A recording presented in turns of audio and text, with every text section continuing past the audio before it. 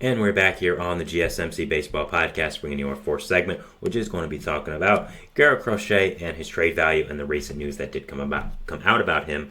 That if you want him in a trade, and some news about that, which I'll be talking about. So, a John Heyman tweet came out today that talks about Garrett Crochet and what he would want from a team trading for him, which I thought was pretty significant and did make a lot of waves within the baseball world. So let's talk about it. So the tweet reads like this.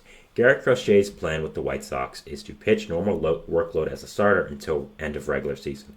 If traded, he would need an extension to pitch in October. He won't move to the bullpen and will not take any break. View starter routine as best for health. So basically what this is saying is if Garrett Crochet is traded, he's not becoming a reliever. He's continuing as a starter. And if you want him to pitch in October, you're going to need to give him an extension. And if he stays with the White Sox, he's also not going to become a reliever, and he's going to continue to be a starter. So what Crochet is basically saying is, if you want me to pitch in October as a reliever, which is of course the only way he's going to pitch in October, you're going to need to give me an extension. And this comes as pretty significant news because Crochet is making a good amount of demands, and I don't really think anyone expected that of him. Now, Crochet is, of course, I would say, probably the most likely, the biggest player at the deadline that has a real chance of going. Of course, Tarek Skubal is available at this deadline. I mean, he's been talked about, and of course, he's the best player. That's been talked about in trade rumors, but I think there's probably a 0% chance Tarek Skubal is traded at the deadline, to be honest.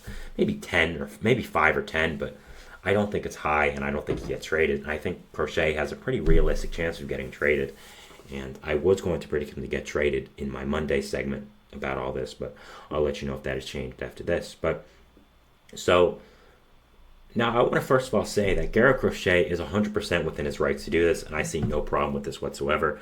I'm all for players, riding the wave of their career. I'm all for player empowerment, basically saying this is how I want my career to be done, and kind of getting the money and protecting themselves, because I think that's basically what their job is. Every player will tell you, as much as I love baseball, as much as I have amazing time doing my job, I'm in it for the money. You need to be able to, get paid your worth, provide for your family, all that kind of stuff. And I 100% agree with Garrett Crochet that he should do whatever he's comfortable with to not win what he feels will, be the best for his career. So let's give an example of how this would work. So let's say the Orioles trade for him, which I'll be perfectly honest with you guys, is who I think has the best chance of landing him. And if I was to predict him to get traded, whenever I make my trade deadline predictions on Monday, I would have the Orioles getting him. That's for a multitude of reasons, but I'll go over that on Monday. What would happen is the two things. One, the Orioles would trade for him, give him no extension. He would be a starter for the rest of the season and then not pitch at all in October. Or there's option two, where the Orioles would trade for him, give him a long-term extension immediately, which I assume would be worked out within a trade. And then basically Crochet would say, do whatever you want with me. I don't care. I have my money. I trust you guys.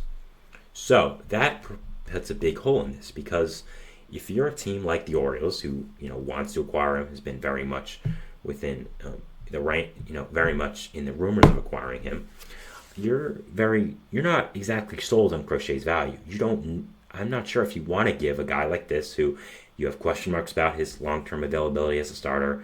You have question marks about his injury risk because he already had Tommy John once. His windup puts a lot of stress in his arm, in my opinion. I think he's going to get Tommy John surgery at some point within his career, whether that's sooner or later. I don't know if you're comfortable enough giving him a long-term extension like he wants. And if you don't, he's saying, I will not pitch in October for you, which becomes a bigger question now, because if he's not pitching in October, why would you trade for him if you're a team like the Orioles, like the Dodgers, who, of course, is trying to win a World Series, obviously. So, overall, it, I think, complicates a lot of what Crochet wants out of a trade. And, again, I see no problem with this. I am all for player empowerment, but I don't know if a team's going to trade for him now, because this is a lot of, things that you're asking for, and it's in the middle of the season as well. It's not like you're trading for him in the off season. You can sit down, try to get an extension. You can work through these disagreements as well. No, it's the middle of the season. You trade for him. You want him there you want him there the next day. You want him to pitch whenever he can, and you want him to gear up for the playoffs. You don't have time to really work out a long-term big extension like this that is really going to affect the future of your team as well. So I think that there's a lot riding on this, and I think that to be honest, it complicates his trade value a lot, and I'm not exactly sure that he is going to be traded at this point. He's basically saying, I like being a starter. I think being a starter and continuing with this workload is best for me. And you're going to have to extend me and give me my money up front now to change my mind. So I think a lot goes into this, and I don't know if he gets traded now. Before, I thought it was 80-20 that he would get traded. Right now, I'd say it's probably 50-50, maybe even 40-60. 40 that he does get traded, 60 that he doesn't. So I think that overall, there's a lot of question marks here about Crochet and his future and what is going to happen with him. And I think really it does affect his value. Now, overall, I think really to uncomplicate these things, I think the White Sox could just end up holding on to Crochet. They could say, you know what, as much as we do think trading you is in our best interest because of how good you are and because we don't really see a long-term piece of you because of where our franchise is, we still don't want to trade you just to trade you. We want to be able to get the most value out of you, be able to have a bidding war, be able to get, a lot out of this asset we have, because Crochet has become one of the best young starting pitchers in all of baseball and can really help out a young team. And I think that it might be what the White Sox say now. They might say, you know what, forget about this. We're not dealing with all this. We'll trade him in the offseason. And if you trade him in the offseason, you're going to have a lot more suitors than you would at the deadline, because teams who only are going to win teams who only believe they're going to win a World Series are going to want to add Crochet. I think right now, really the only serious suitors for him are the Orioles and the Dodgers. I know it's been talked about that the Phillies want to add more starting pitching, but sorry, I just don't see that.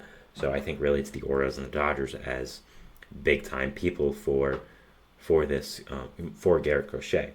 So I think that overall, I think the White Sox could wait, and if they do wait in the offseason, they're going to have a lot more suitors. I mean, really, I think every single team would look to get a young starter like Crochet, who has 2 full years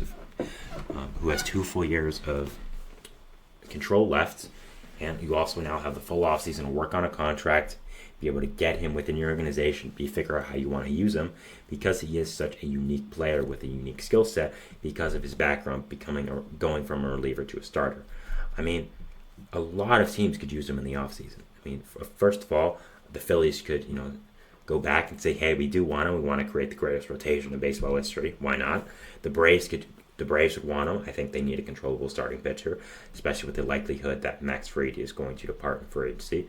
The Mets could even say, hey, we want another ace behind Kodai Senga and trade some of their prospect capital. The Nationals were a team that Ken Rosenthal specifically mentioned in his article. That, I think, makes a lot of sense as well. The Nationals are going to try to be competitive next year and could add a great young starting pitcher like Crochet within this rotation that I think would make a ton of sense, adding a young star to be able to build around and kind of inspire hope with this fan base. The Brewers, I don't know if they have the prospect value for it, but they could try to put together a package. The Cardinals need a young starting pitcher. The Pirates could make, again, the best rotation in all of baseball, adding him. Why not? The Reds would want to add a young starting pitcher. The Cubs, another team that Ken mentioned as a potential suitor for Garrett Crochet if he gets moved in the offseason. The Dodgers, again, same thing. Padres have been mentioned a lot. Could use the whole offseason to get a package together. I mean, we've seen a ton of offseason moves by the Padres that I think would fit right into AJ Preller's usual MO. Diamondbacks, if they're worried about Jordan Montgomery leaving, they could add Crochet. The Giants wanting to add more to this young core. The Orioles, of course. The Yankees, of course. The Red Sox. The Rays, the Blue Jays, the Guardians, the Twins.